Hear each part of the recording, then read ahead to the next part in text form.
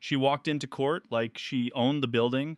10 minutes later, she was sweating, Soft crying and by the emotional end of the sobbing. hearing, she couldn't even stand. Now, listen carefully, because this case, it didn't just expose a lie, exposed how far someone will go when they think no one is smart enough to challenge them. The courtroom doors swung open, and in walked a woman who didn't look nervous, didn't look worried. She looked entitled Heavy Footsteps, chin raised, eyes scanning the room, not with fear, but with judgment. You've seen this type before, the kind of person who believes rules are optional and consequences are for other people. She didn't rush. She didn't hesitate. She entered like she was the one in charge, and right behind her, a man in a cheap suit, holding a briefcase, walking just a little too stiff. Now, here's where things get interesting, because the moment they sat down, something felt off, not obvious, not loud, just off. And if you've ever watched real court proceedings, real lawyers carry themselves a certain way. It's subtle. Confidence without arrogance, profession in movement, a calm awareness of the room. This man, he was trying to imitate that and failing in tiny, almost invisible ways, his tie slightly crooked, his eyes darting too often. His hands gripping the briefcase like it was the only thing keeping him grounded. But here's the thing, most people wouldn't notice because they weren't looking for it. They were too busy watching her. The woman, let's call her Karen. Karen leaned back in her chair, arms crossed, lips pressed into that familiar, dismissive smile, the kind that says, I've done this before, and I'm going to win. Now pause for a second. This is a classic psychological pattern. Overconfidence built on illusion. When someone believes they've created a perfect setup, they relax too early. And that's when cracks begin to show. But the courtroom didn't react. Not yet, because the judge hadn't spoken. And when Judge Judy is silent, it's not passive, it's deliberate. She was watching, analyzing, breaking everything down. Her eyes moved from Karen to the man beside her and back again. And for a brief moment, you could see it, that look, the one that says, something isn't right here. The case began. Karen wasted no time. She launched into her version of events, loud, assertive, slightly exaggerated. Every sentence designed to dominate the narrative. But here's what most people don't realize.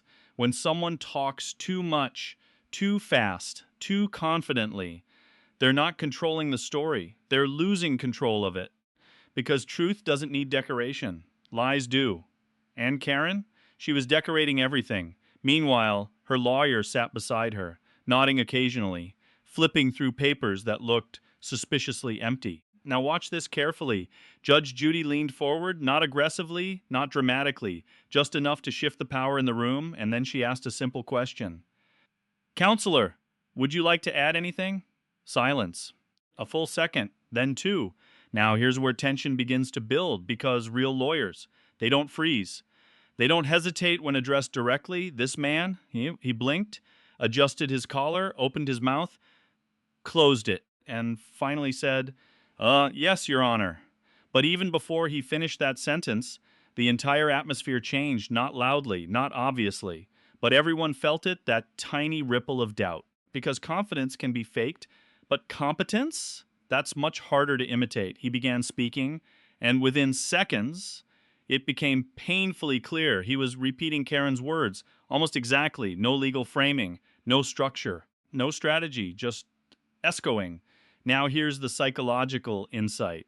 When someone pretends to be an authority, they rely on imitation, not understanding. And imitation always breaks under pressure. Judge Judy didn't interrupt. That's the key. She let him continue, because the longer someone performs a lie, the more they expose themselves.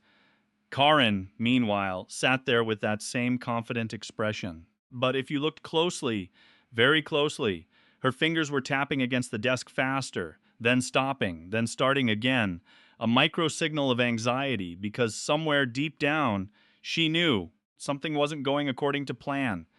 And then it happened. Judge Judy leaned back, crossed her arms, and said in a calm, almost casual tone, Sir, where did you go to law school? The question hit like a drop in a silent room, still direct, unavoidable. The man froze.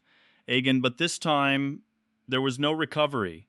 His eyes flickered toward Karen, just for a split second, But that glance, that was everything, because it revealed the truth before a single word was spoken. He wasn't representing her, he was looking to her for answers. And in that moment, Judge Judy saw it, the audience felt it.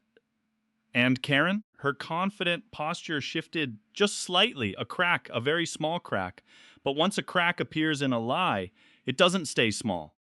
And then Judge Judy leaned forward, eyes locked directly on him, and asked the question that would change everything. Are you even a licensed attorney? And just like that, the room went completely silent. The silence didn't just sit in the courtroom, it pressed down on everyone. You could feel it in the air. That question, simple, direct, unavoidable. Are you even a licensed attorney? It wasn't just a question, it was a trap. And now everyone was waiting to see who would break first. The man's face lost color, not dramatically, not instantly, but slowly, like someone realizing the ground beneath them wasn't solid anymore. His lips parted slightly, then closed again. No answer. And here's something you need to understand. Genuine professionals don't hesitate when their credentials are questioned. They respond immediately, with clarity. But hesitation? Hesitation, where truth starts leaking out. Judge Judy didn't repeat the question. She didn't need to, because pressure, when applied correctly, does the work on its own. And right now, that pressure was crushing. The man adjusted his posture again, this time more noticeably. His grip on the briefcase tightened, too tight, a physical anchor for someone mentally slipping. I studied law, he finally said. Not I graduated. Not I am licensed. Just I studied. Now pause right here. This is what we call verbal distancing. When someone avoids a direct answer, they create space between themselves and the truth. And Judge Judy, she caught it instantly. Her eyes narrowed, just slightly, not anger focus, precision. Studied. Where? She asked. Agan simple again, direct, and again. He hesitated. Now the courtroom wasn't just quiet. It was watching. Jurors leaned forward. Whispers from the gallery died instantly. She wasn't smiling anymore. That confident, dismissive expression? Gone. Replaced with something far more revealing. Tension, her jaw tightened, her shoulders stiffened, and her fingers, they stopped tapping, because now this wasn't under control anymore. The man swallowed. Online courses, Your Honor. And there it was. Not a law school, not a certification, not even a proper answer. Just fragments, excuses. Now, here's the thing about people trying to fake authority. They think appearance is enough. Suit, briefcase, confidence.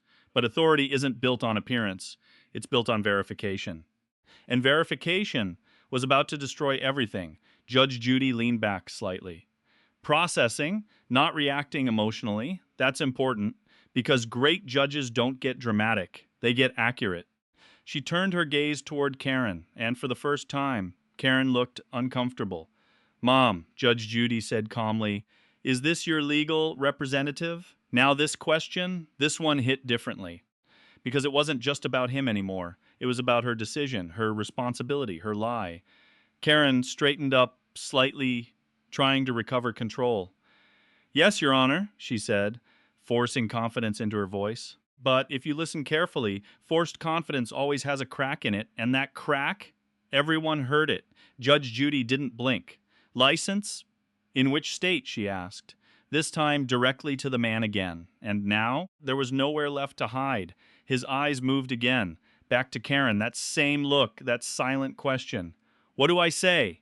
And in that exact moment, the entire courtroom understood this wasn't a lawyer. This was someone playing a role, and roles collapse under scrutiny.